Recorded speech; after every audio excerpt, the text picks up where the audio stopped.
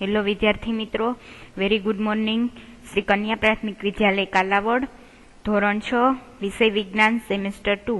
હવે આપણે chapter number 11 છે એ જોઈએ છીએ. બરાબર. હવે આગળના લેક્ચરની અંદર આપણે પ્રવૃત્તિ નંબર 3 છે એ કમ્પ્લીટ કરી ગયેલા છીએ.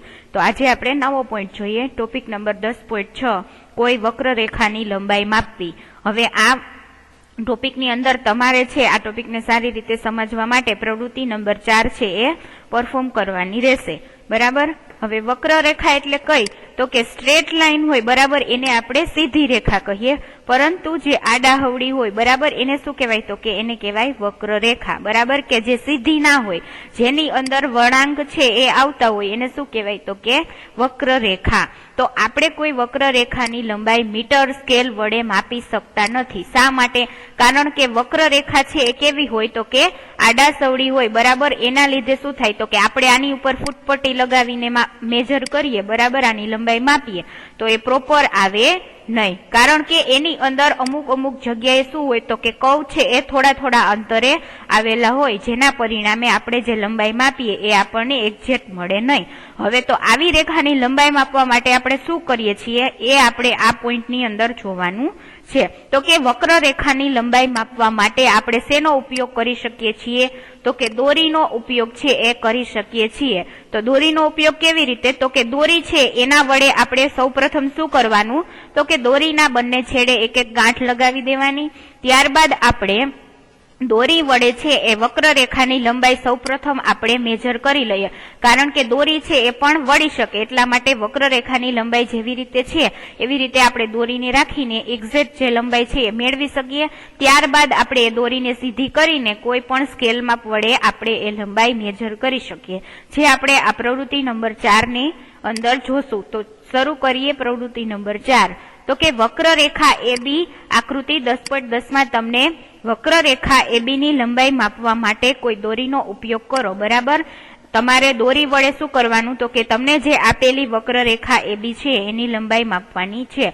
દોરીના એક છેડા પર ગાંઠ બનાવો, બરાબર, અને એ ગાંઠને બિંદુ A પર રાખો. હવે દોરીને તમારી આંગળી તથા અંગૂઠાની મદદથી ખેંચાયેલી રાખો અને તેના નાના ભાગને રેખા અનુસાર રાખીને માપો. હવે આ બિંદુ પર તમારા એક હાથથી દોરીને પકડો અને તમારા બીજા હાથથી દોરીના થોડા ભાગને વક્રરેખા અનુસાર ફેલાવો અને આ પ્રક્રિયાને પુનરાવર્તિત કરો. બરાબર. એટલે વક્રરેખા જેવી રીતે હોય એ પ્રમાણે તમારે દોરીને છે એ આગળ છે એ ફેલાવતી જવાની છે અને એની લંબાઈ છે એ મેજર કરવાની છે. તો તમને આકૃતિ 10.10 ની અંદર કેવી રીતે વક્રરેખાની લંબાઈ છે એ મેજર કરવી અને દોરીની પોઝિશન કેવી રીતે રાખવી એ બતાવવામાં આવેલું છે. તમે જોઈ શકો છો કે વક્રરેખાને એને સૌ પ્રથમ અહીં એ નામ આપેલું છે, બિંદુ A, અને જ્યાં છેલ્લે વક્રરેખા કમ્પ્લીટ થાય છે ત્યાં એને શું નામ આપેલું છે? તો કે બિંદુ B. બરાબર. એ તમને આકૃતિમાં રેડ કલરના ડોટથી બતાવેલું છે.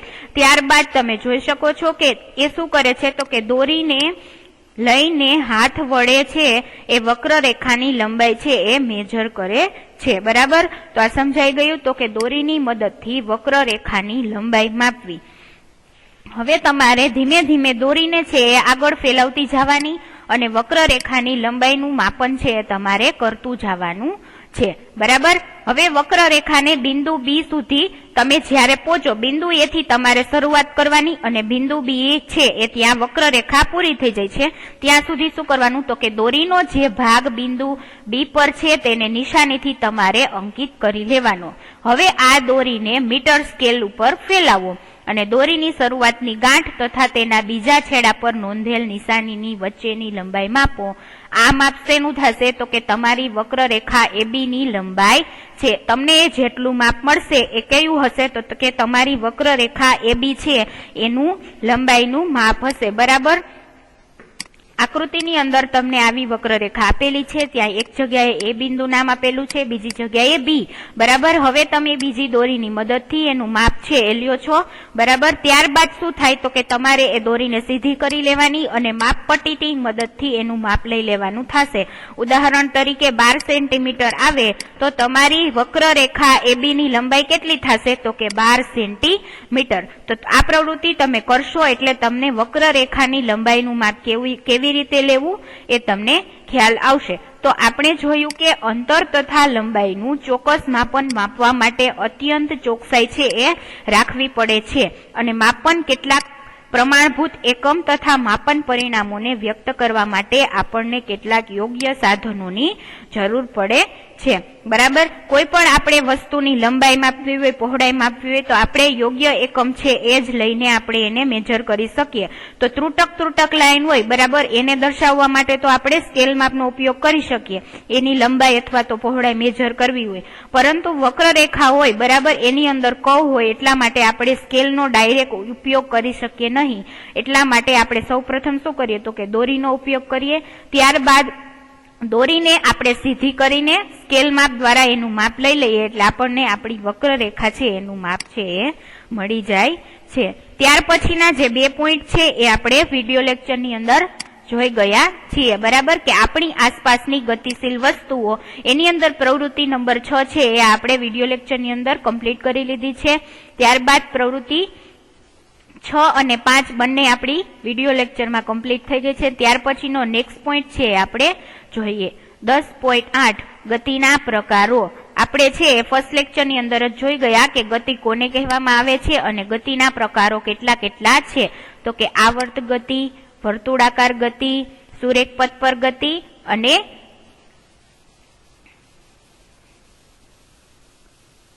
સરળ રેખીય ગતિ. હવે તમે સીધા રસ્તા પર વાહનની ગતિ, કોઈ પરેડમાં સૈનિકોની માર્ચ પરેડની ગતિ અથવા કોઈ પડતા પથ્થરની ગતિનું અવલોકન કર્યું હશે. તમને અહીં અલગ અલગ ઉદાહરણ દ્વારા છે એ સમજાવવામાં આવેલું છે.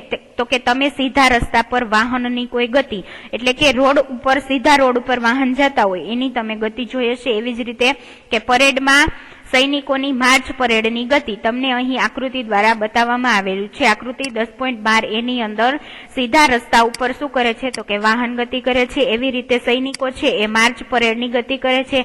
એ પણ કેવી રીતે કરશે તો કે સીધા રસ્તા ઉપર કરશે. બરાબર. અથવા તો કોઈ પથ્થરની ગતિનું તમે છે એ અવલોકન કર્યું હશે. તો કે આ કેવા પ્રકારની ગતિ છે. ઉદાહરણ તરીકે 100 મીટર દોડ હરીફાઈમાં પ્રતિસ્પર્ધી પણ સીધી રેખા ઉપર દોડે છે. શું તમે તમારી આજુબાજુ જોઈને આવા પ્રકારના વધારે ઉદાહરણ વિશે છે એ વિચારી શકો છો કે સીધા રસ્તા પર વાહનની ગતિ, પરેડ કરતા સૈનિકોની માર્ચ પરેડની ગતિ, એવી રીતે પથ્થરની ગતિ, આવી રીતે અલગ અલગ પ્રકારના ઉદાહરણો છે એ શેના છે તો કે સરળ રેખીય ગતિના કેટલાક ઉદાહરણો છે એ તમને અહીં આપવામાં આવેલા છે. આ બધા ઉદાહરણોમાં આપણે એ જોઈએ છીએ કે વસ્તુઓ છે એ કઈ રીતે ગતિ કરે તો કે સીધી રેખામાં ગતિ કરે છે. જે વસ્તુ છે એ સીધી રેખામાં ગતિ કરતી હોય એવા પ્રકારની ગતિને શું કહેવામાં આવે છે તો કે સરળ રેખીય ગતિ અથવા તો સુરેખ ગતિ. એ બંને એક જ છે. સરળ રેખીય ગતિ છે એનું બીજું નામ છે સુરેખ ગતિ. બરાબર. એટલે સીધા રસ્તા ઉપર થતી ગતિને શું કહેવાય તો કે સરળ રેખીય ગતિ અથવા તો સુરેખ ગતિ. તો હવે એ સારી રીતે સમજવા માટે આપણે એક પ્રવૃત્તિ કરીશું. પ્રવૃત્તિ નંબર 7. એની અંદર શું કરવાનું તો કે એક પથ્થર લો અને તેને દોરીના ટુકડાથી બાંધો તથા તમારા હાથની મદદથી તેને ઝડપથી ગોળ ગોળ ફેરવો અને પથ્થરની ગતિને ધ્યાનથી જુઓ. આપણે જોઈએ છીએ કે પથ્થર વર્તુળાકાર માર્ગને અનુસરીને ગતિ કરે છે. તમારે શું કરવાનું, એક દોરી લેવાની અને એ દોરીના એક છેડે શું કરવાનું તો કે પથ્થર છે એ બાંધી દેવાનો અને ત્યારબાદ શું કરવાનું તો કે દોરી બાંધેલા પથ્થરને શું કરવાનું તમારે ગોળ ગોળ ફેરવવાનું. તો શું થશે તો કે પથ્થર છે એ દોરી સાથે બાંધેલો છે એટલે પથ્થર અને દોરી છે બંને વર્તુળાકાર માર્ગને અનુસરીને શું કરશે ગતિ કરશે અને ગોળ ગોળ ફરશે. હવે આ ગતિમાં પથ્થરનું અંતર તમારા હાથથી કેટલું છે તો કે સમાન રહે છે અને આ પ્રકારની ગતિને શું કહેવાય તો કે વર્તુળાકાર ગતિ છે એ કહેવામાં આવે છે, જે તમને અહીં આકૃતિ 10.13 ની અંદર બતાવવામાં આવેલું છે. બરાબર. આકૃતિ 10.13 ની અંદર તમે જોઈ શકો છો અલગ અલગ પ્રકારની પંખાના પાંખિયાની જે ગતિ છે. બરાબર. એ કેવી છે તો કે એ પણ વર્તુળાકાર છે. એની અંદર તમે જોઈ શકો છો કે પંખો છે એ સીલિંગ સાથે લટકાડેલો હોય. બરાબર.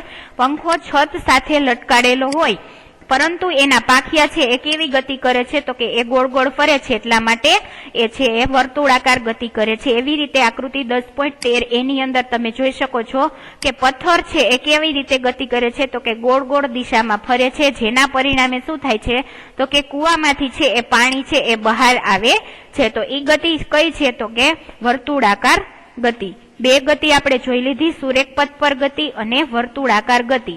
ત્યાર પછી આપણે નેક્સ્ટ જોઈએ તો કે વીજળીના પંખાના પાખિયા ઉપર અંકિત કોઈ ચિહ્નની ગતિ, કોઈ ઘડિયાળના સેકન્ડ કાંટાની ગતિ વર્તુળાકાર ગતિના ઉદાહરણો છે. બરાબર, વીજળીના પંખાના પાખિયાની ગતિ. એવી જ રીતે ઘડિયાળ છે એ એક જગ્યાએ સ્થિર હોય, પરંતુ એની અંદર છે એ કાંટા છે, મિનિટ કાંટો છે, સેકન્ડ કાંટો છે, એ બધા ત્રણે ત્રણ કાંટા છે એ તો ગતિ કરતા જ હોય. તો એ કેવી ગતિ કરે છે તો કે વર્તુળાકાર ગતિ. બરાબર, તો આવા અલગ અલગ પ્રકારના ઉદાહરણો આપીને તમે સારી રીતે સમજી શકો એટલા માટે તમને અલગ અલગ ઉદાહરણો છે એ તમને આપવામાં આવેલા છે. હવે જોઈએ તો કે વીજળીનો પંખો અથવા તો ઘડિયાળ એક સ્થાનેથી બીજા સ્થાને છે એ સ્વયં ગતિ કરી શકતા નથી. એવું નથી કે દિવાલ ઉપર આપણે ઘડિયાળ લગાવેલી હોય તો એ એક જગ્યાએથી બીજી જગ્યાએ જતી રહે, પરંતુ તેના પંખાના પાંખિયા ફરે છે તેવી જ રીતે ઘડિયાળના સેકન્ડ કાંટા પણ ફરે છે. બરાબર, જેવી રીતે પંખાના પાંખિયા ફરે એવી રીતે ઘડિયાળના સેકન્ડ કાંટા પણ શું કરે છે તો કે ફરે છે. જો આપણે પંખાના પાંખિયા અથવા તો ઘડિયાળના કાંટા પર કોઈ જગ્યાએ નિશાન બનાવીએ તો ફરતી વખતે પંખા અથવા ઘડિયાળના કેન્દ્રથી તે ચિહ્નનું અંતર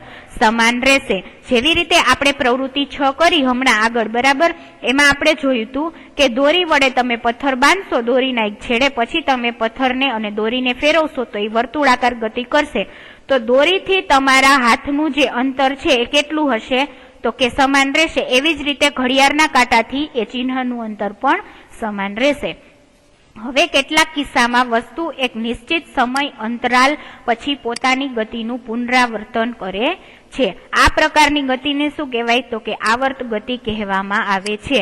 5 માર્ક્સની અંદર પૂછાયેલો પ્રશ્ન છે કે ગતિના ઉદાહરણો આપો, ગતિની વ્યાખ્યા આપો અને એને ડીપમાં સમજાવો. બરાબર, એટલે કે એને વિસ્તૃત માહિતી આપો. તો તમારે 4 ગતિના પ્રકાર છે એ તમારે લખવાના થાય.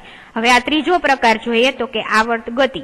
કેટલાક કિસ્સામાં વસ્તુ એક નિશ્ચિત સમય અંતરાલ પછી પોતાની ગતિનું પુનરાવર્તન કરે છે, એટલે કે ઈને એ વસ્તુ છે એ વારંવાર રિપીટ કરે છે. એ ગતિને શું કહેવાય તો કે આવર્ત ગતિ કહે છે.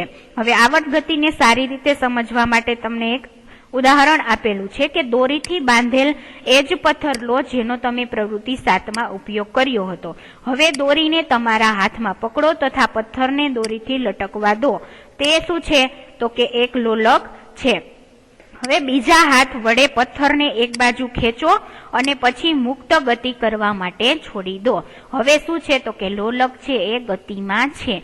તે આવર્ત ગતિના ઉદાહરણ છે. બરાબર, લોલકની ગતિ કઈ છે તો કે આવર્ત ગતિ છે, જે તમને આકૃતિ 10.4 ની અંદર છે અહીં બતાવવામાં આવેલું છે. 10.4 બી છે એ શું છે તો કે એક લોલક ઘડિયાળ છે. એની અંદર તમે જોઈ શકો છો કે જે આ કાંટો છે, બરાબર, વચ્ચેના ભાગમાં તમને આકૃતિની અંદર બતાવવામાં જ આવેલું છે. એ કાંટો શું થાય તો કે એક વખત જમણી બાજુ આવે, જ્યારે બીજી વખત ડાબી બાજુ આવે, વળી એ સેન્ટરમાં આવે.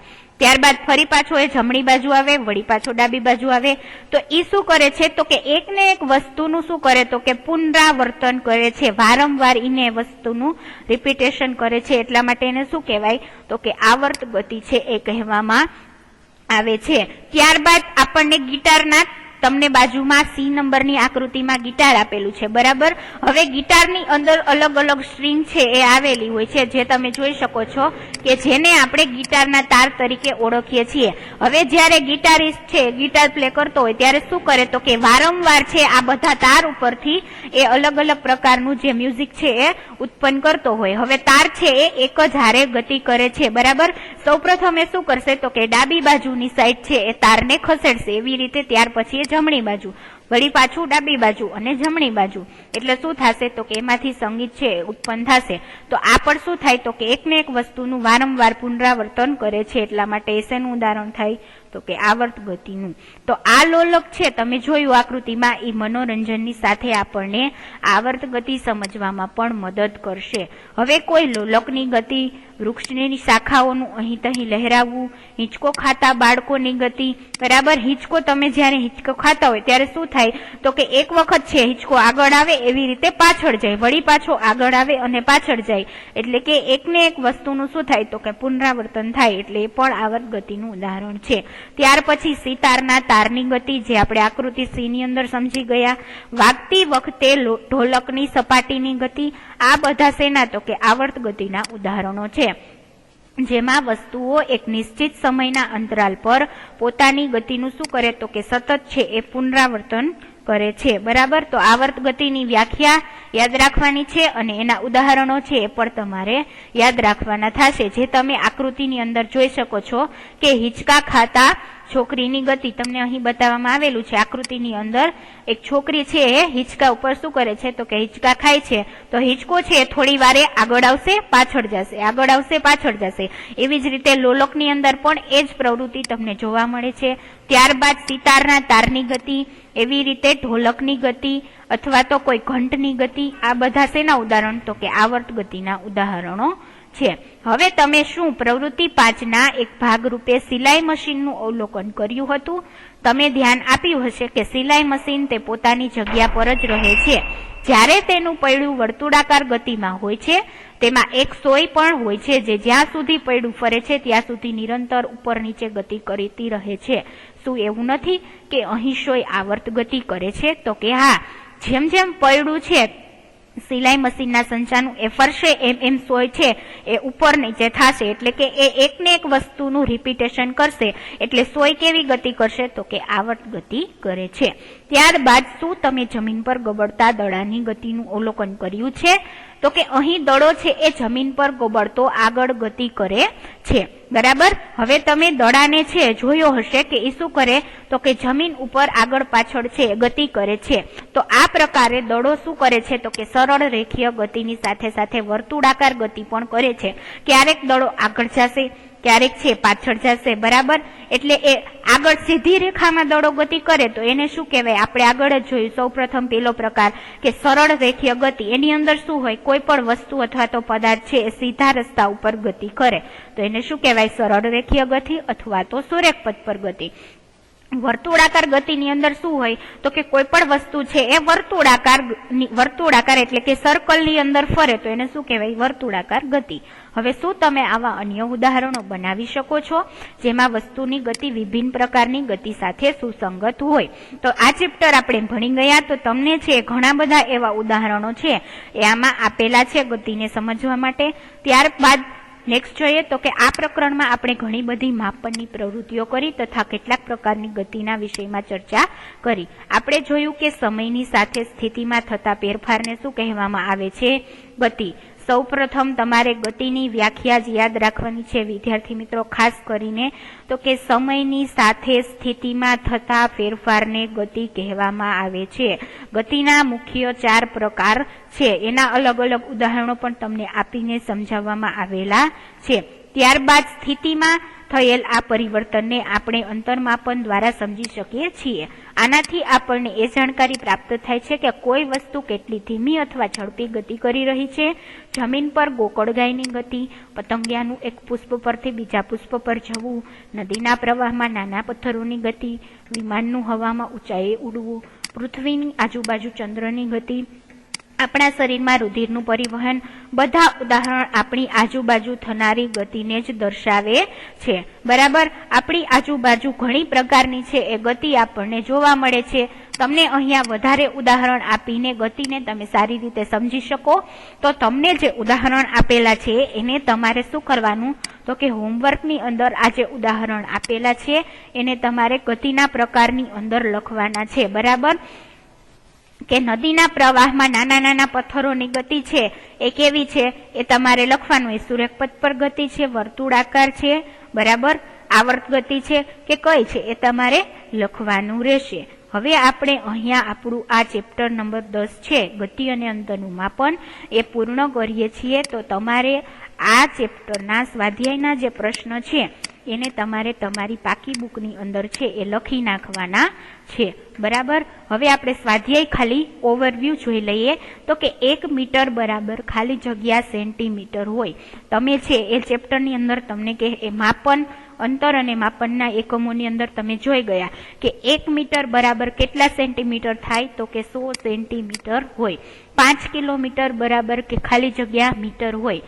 બરાબર. તો તમે ત્રિરાશિ મૂકીને આ છે દાખલો છે એ સોલ્વ કરી શકો. તમને અહીંયા તમારી અન્ડરસ્ટેન્ડિંગ માટે એક દાખલો કરાવી દઉં કે 1 કિલોમીટર બરાબર તમને ટેક્સ્ટ બુકની અંદર આપેલું છે કે 1 કિલોમીટર બરાબર કેટલા મીટર થાય? તો કે 1000 મીટર. બરાબર. તો તમને અહીંયા કેટલા કિલોમીટર કીધા છે? તો કે 5 કિલોમીટર બરાબર કેટલા થાય? ત્રિરાશિ મૂકશો તો તમને જવાબ મળી જશે કે 1 કિલોમીટર એટલે 1000 મીટર. તો 5 કિલોમીટર એ કેટલા છે તમારે શોધવાના છે. તો 5 ગુણ્યા 1000 કરો. બરાબર. 5 ગુણ્યા 1000 એટલે કેટલા થાય? તો કે 5000 મીટર. કે 5 કિલોમીટર બરાબર કેટલા થશે? તો કે 5000 મીટર. હવે હિંચકા પર કોઈ બાળકની ગતિ છે એ કેવી છે? તો કે આવર્ત ગતિ. બરાબર. સિલાઈ મશીનમાં સોયની ગતિ ખાલી જગ્યા હોય છે. એ બધા પ્રશ્નના જવાબ તમારે તમારી રીતે લખવાના છે. ત્યારબાદ તમને છે એ થોડાક સમ પણ આપેલા છે. બરાબર. એ તમારે તમને રકમની અંદર શું કીધેલું છે? તો કે કોઈ વ્યક્તિની ઊંચાઈ છે એ 1.65 મીટર છે. બરાબર. કોઈ વ્યક્તિની ઊંચાઈ 1.65 મીટર છે. તો તેને તમારે સેન્ટીમીટર તથા મિલીમીટરમાં દર્શાવવાની છે. મીટરની અંદર તો તમને આપેલી જ છે. તમારે શું કરવાનું? તો કે 1 મીટર બરાબર કેટલા સેન્ટીમીટર થાય? તો 1 મીટર બરાબર 100 સેન્ટીમીટર થાય. બરાબર. તો તમને કેટલા મીટર આપેલું છે? તો કે 1.65. આમાં પણ શું આવશે? તો કે ત્રિરાશિ જ આવશે. 1 સેન્ટીમીટર બરાબર કેટલા થાય? 1 મીટર બરાબર કેટલા થાય? 100 સેન્ટીમીટર. તો 1.65 મીટર એટલે કેટલા થાય? તો તમે 1.65 ગુણ્યા 100 કરશો એટલે કેટલું થશે? તો કે 165 છે સેન્ટીમીટર તમારો જવાબ આવશે. અને એને તમારે મિલીમીટરની અંદર પણ લખવાનો છે. તો આ તમારે હોમવર્કમાં કરવાનું છે. ત્યારબાદ તમને એક સમ આપેલો છે ક્વેશ્ચન નંબર 6. તો કે રાધાના ઘર તથા તેણીની શાળા વચ્ચેનું અંતર 3250 મીટર છે. તો આ અંતરને તમારે શું કરવાનું છે? તો કે કિલોમીટરની અંદર લખવાનું છે. આ પણ ઓના જેવું જ છે, સેમ ટુ સેમ. તો કે 1 કિલોમીટર બરાબર કેટલા મીટર થાય? અહીં હું તમને બતાવું છું.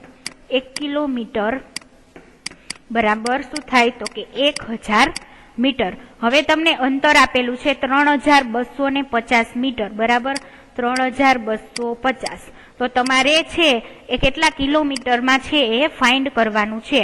તો તમે 3250 ભાગ્યા 1000 કરશો એટલે જે જવાબ આવે શું થશે?